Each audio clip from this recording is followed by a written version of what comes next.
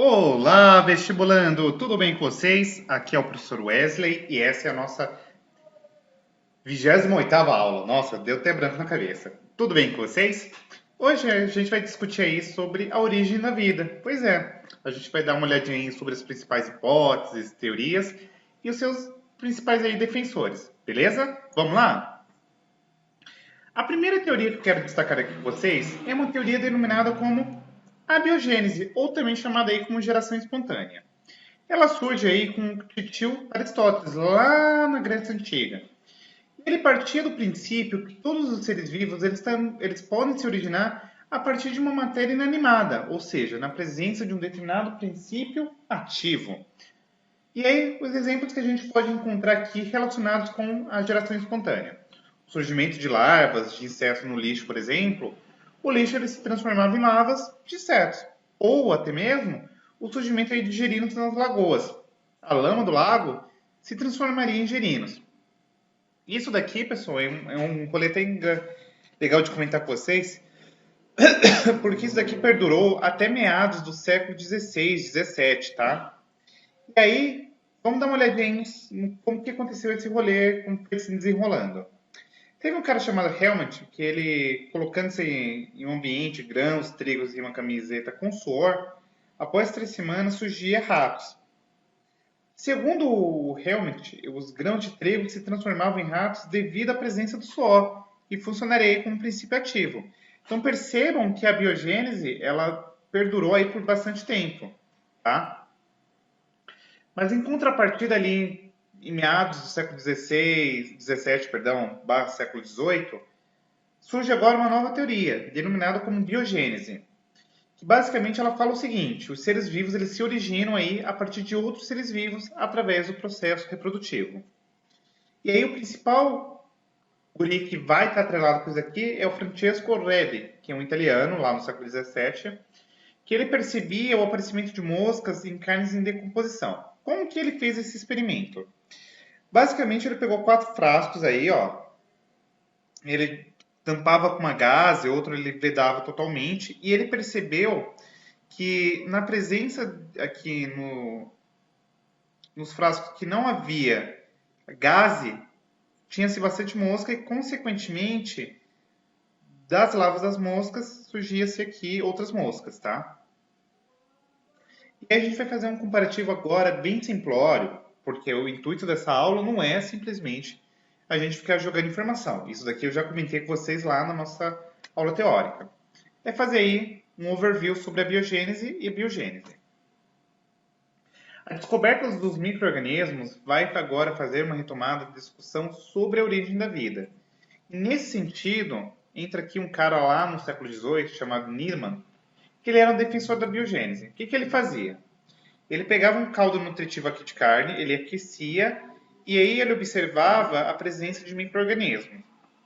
Mas em contrapartida, tinha um outro cara, chamado Spallanzani, que ele era defensor da biogênese. Ele fervia esse caldo nutritivo, ele isolava esse caldo nutritivo. Ó, vocês percebam que, diferentemente do Needham, tem uma rolha aqui, e aqui não havia a presença de micro-organismo. O que a gente consegue fazer de inferência acerca disso? O Needham alegava que o Spallanzani havia destruído o princípio ativo aí ao ferver o caldo. Mas em contrapartida, o Spallanzani alegava que o Needham não havia eliminado todos os micro-organismos presentes aqui no caldo, certo? E aí qual que é a ideia?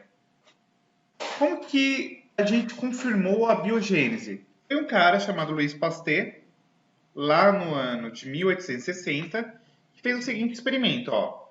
Ele ferveu esse mesmo líquido aqui, e aí ele percebeu, ó, ele fez uma curvatura aqui e o líquido permaneceu estéreo.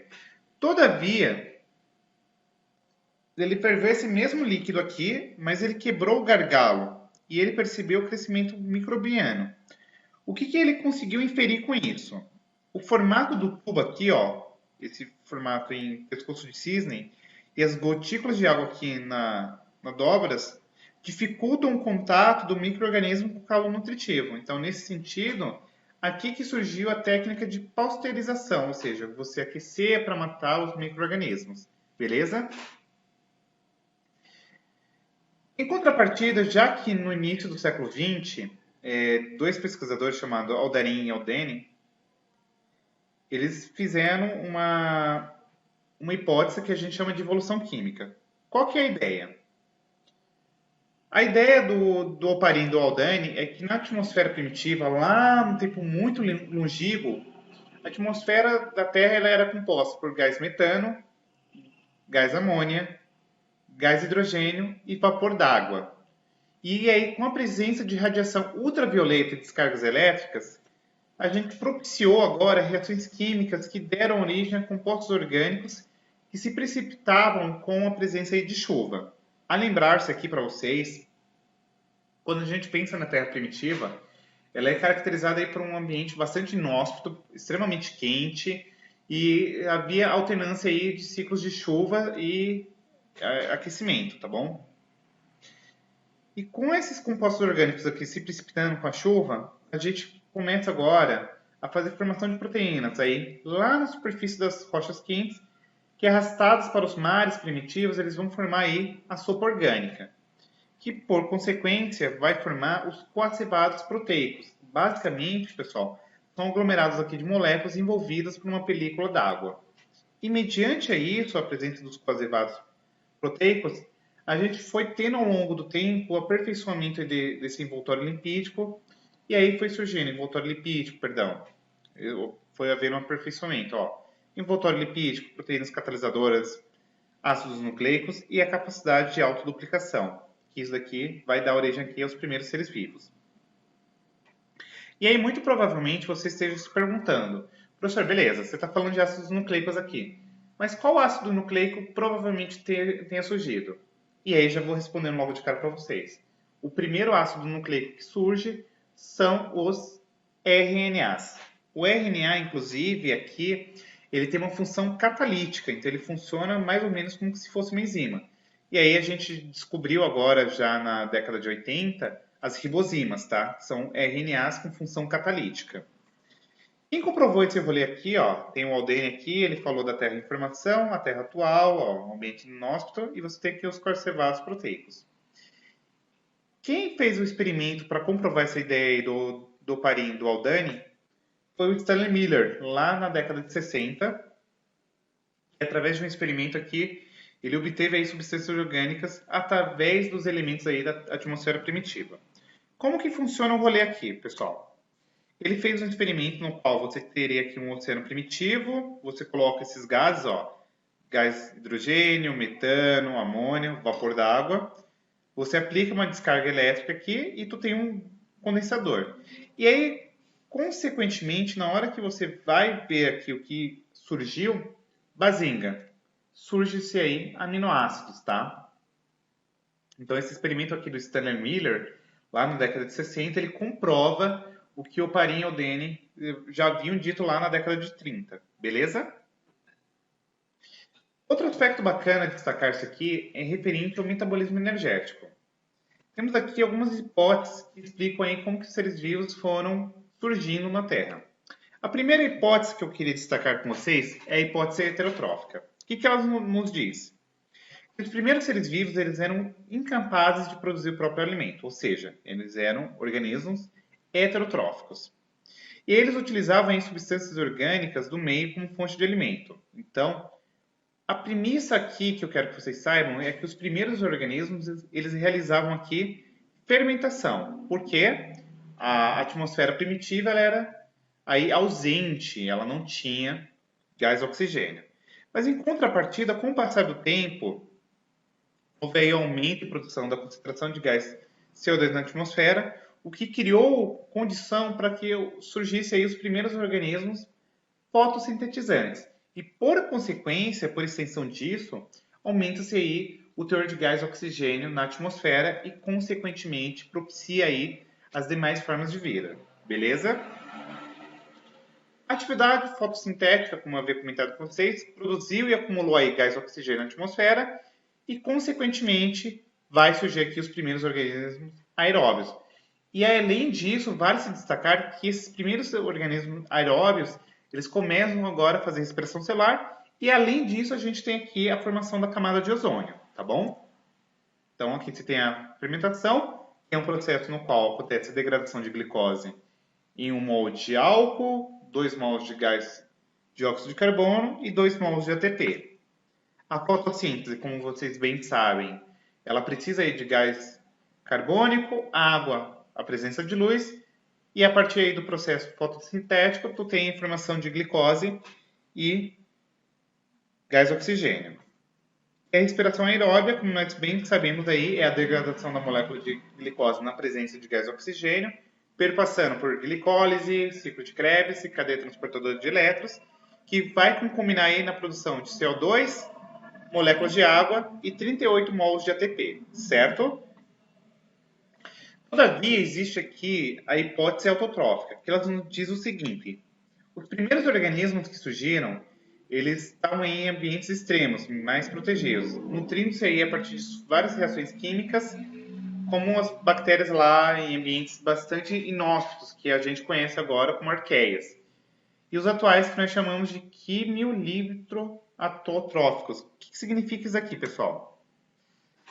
Você tem essas substâncias aqui, ó, a priori, e essas bactérias mais primitivas, elas utilizavam o sulfato de ferro para fazer sulfato ferroso, mais energia. E além disso, a partir desses primeiros organismos vivos aqui, surgem os organismos fermentadores, depois os fotossintetizantes e por fim os heterotróficos aeróbicos, tá bom? Quais são os argumentos aí que a gente pode ter acerca disso? O planeta, a priori, ele não dispunha aí de muita matéria orgânica para fazer a multiplicação dos primeiros seres vivos, até o surgimento da fotossíntese.